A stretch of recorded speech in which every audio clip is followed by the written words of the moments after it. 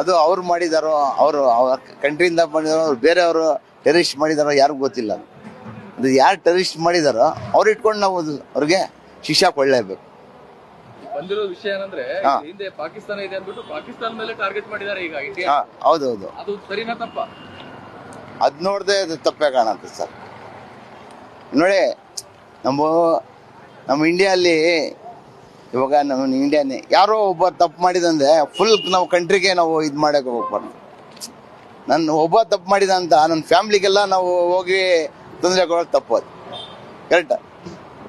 ಯಾರು ತಪ್ಪು ಮಾಡಿದವನು ಇಟ್ಕೊಳ್ಬೇಕು ಅಲ್ಲ.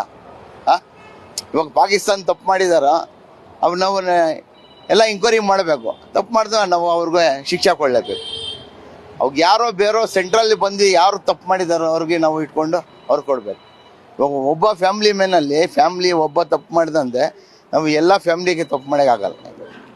ತಂದು ಎಲ್ಲರಿಗೂ ನಾವು ಶಿಕ್ಷೆ ಕೊಡೋಕ್ಕಾಗಲ್ಲ ಅಲ್ಲ. ಇವಾಗ ಒಂದು ಫ್ಯಾಮ್ಲಿಯಲ್ಲಿ 10 ಜನ ಇರ್ತಾರೆ, ಒಬ್ಬ ತಪ್ಪು ಮಾಡಿದ ಅಂತ 10 ಜನಗೂ ನಾವು ಮಾಡೋಕ್ಕಾಗಲ್ಲ. ಕರೆಕ್ಟಾ ಇಲ್ಲ?